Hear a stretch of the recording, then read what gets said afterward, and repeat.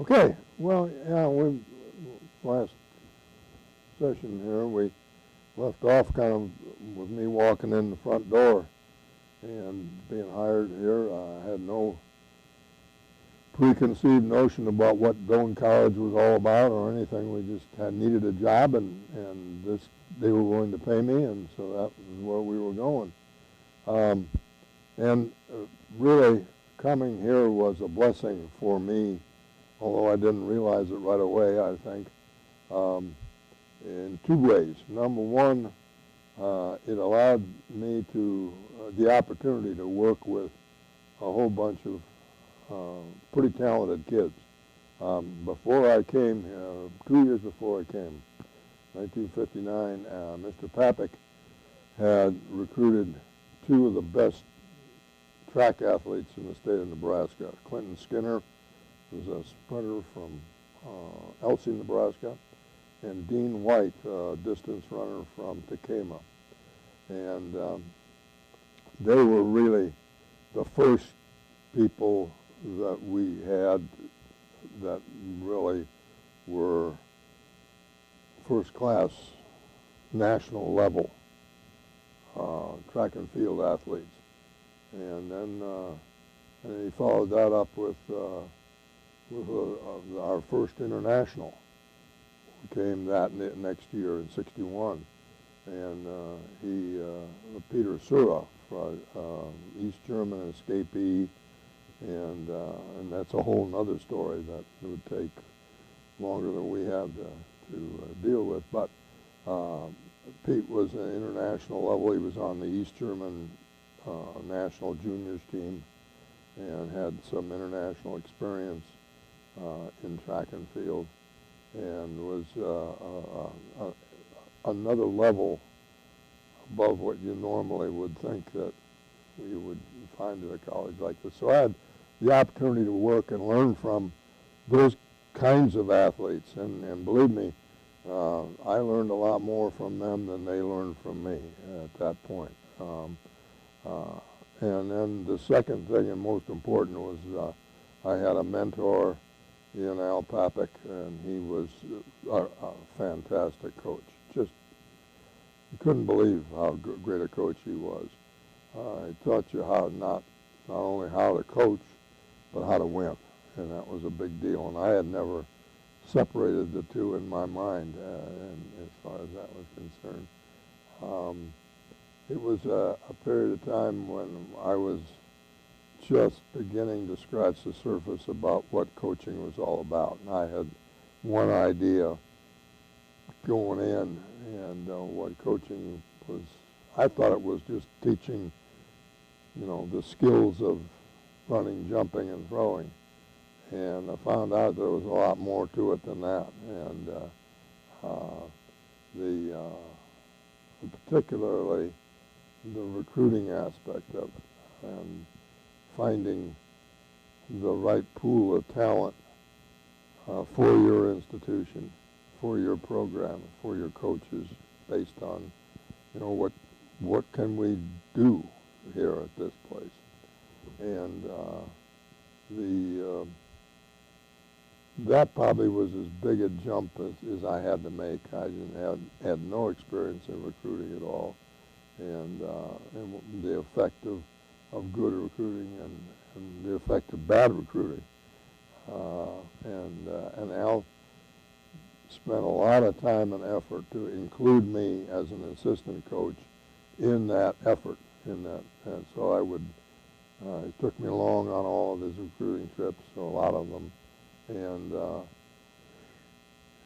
so I would just learn by watching him, and what did he do right, and what did he do that was really important, and then pick his brain. And he was exceptionally good about dealing with his assistant coaches and including them into the whole big picture of what athletics was all about at that point in time. And he was the ultimate, I think, the ultimate mentor for any young coach to have. He's a great guy, and he was an excellent coach. He was a great friend. We we were next door neighbors for probably 10 years, and he always kept his yard mowed, and so you had to keep yours mowed. Anyway, the the whole period of time from probably 1961 to 73 or so, that 11-year period, was really a learning period for me, not only from a coaching standpoint, but from a teaching standpoint. I was teaching classes that I had no clue what I was doing. I was barely staying one chapter ahead of the class in the textbook. And then, of course, I was involved in athletic training, which was part of my responsibility here. And being an athletic trainer in those days was, you were pretty much on your own. There wasn't such a thing as a team physician. And you did that from 3:30 to 4:30. You were the trainer, and from 4:30 to 6 o'clock or 6:30, you were the coach. And I didn't go to any of the football practices. They were on their own. It was a time when I think back about it.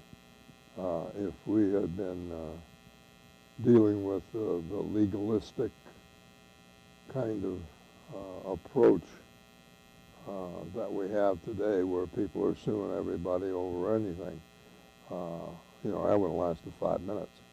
We were doing stuff in there that just you break into a cold sweat today thinking about it. It was a time when we had almost no equipment. We had a training room that was probably 10 by 15 or 10 by 12, cage, metal wire cage in Butler Gym in the back of the locker room. And you got, how locker rooms get, and steamy and stinky, and you just had a little corner of that as a training room. I think of some of the stuff we did. It was incredibly dumb, and it was the accepted way of doing things was pretty crude, to be honest about it. Then we moved over to the field house. We had a little bigger room to deal with, and eventually I got a student assistant coach. Terry Winkle might have been my first student assistant, and gave me a little bit. And it was a lot easier there, where your track was right outside the door, basketball court was right outside the door, had a student assistant that could go up to the football field. But whenever we ran two sports at one time, it was pretty tough. Yeah, and the thing that really was tough about it was the travel. I had to readjust my cross country schedule, because I had to be at every football game. So I had to construct a cross country schedule around our football schedule, and it meant a lot of time away from home. I marvel at my wife raised our kids, and there's no question about it, because I was just never there. I was always off someplace doing something at a basketball game or a football game or a cross-country meet or a track meet or something. And it was a period of time when coaches were multiple task type guys, as were the athletes in those days. The big difference that I see today one of the big differences that I see today with athletes of that era is the fact that they were all, literally, every athlete we had was a multiple sport athlete. In the 60s and 70s, almost every one of our football players ran track or played baseball or played basketball. Some of them did all three. Jim Vopat, I remember him, he did all three, football, basketball, and baseball.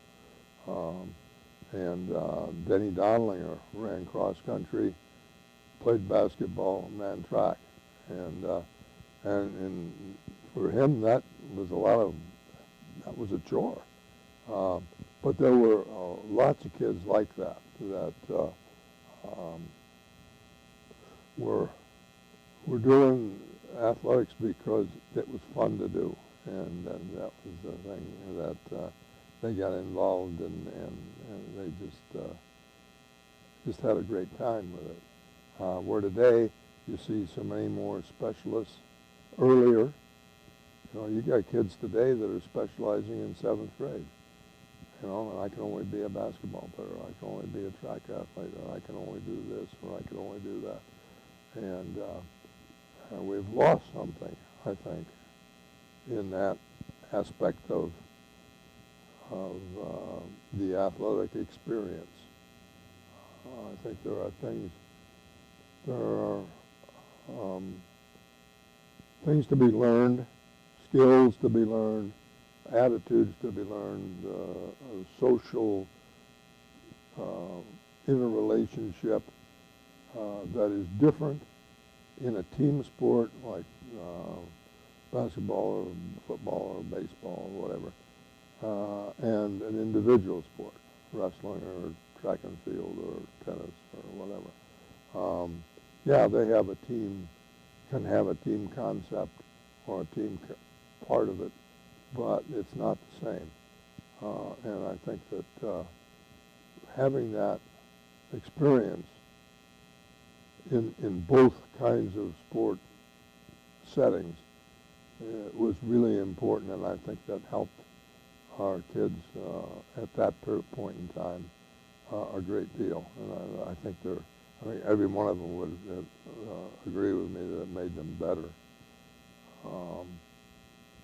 Because we had, I would guess that when Mr. Papik was the head track coach, almost every one of our football guys did something that, other than football.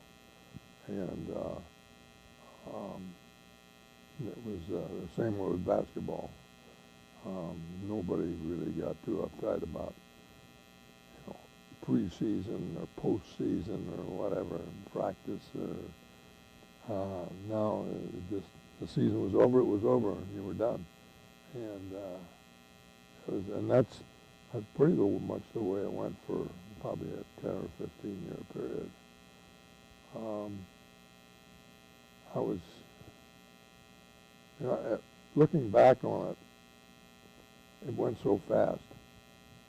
I just, it's just a jumble in my mind as far as, I know who did what when, but it really seemed to me like I was just racing from pillar to post, trying to keep up with the demands of the position. But we all accepted that. The coaches were multitaskers. Erickson was a football receivers coach and coached basketball at the same time, for part of it at least, through October 15th on. And and when Jerry Joy, later on when Jerry Joy came, he was our baseball coach and assistant football coach and assistant basketball coach. And so, you were going from day one in the fall to Memorial Day. And that was our school year, and you were going pretty much flat out the whole time. There was always something to do. There was always somebody to deal with. I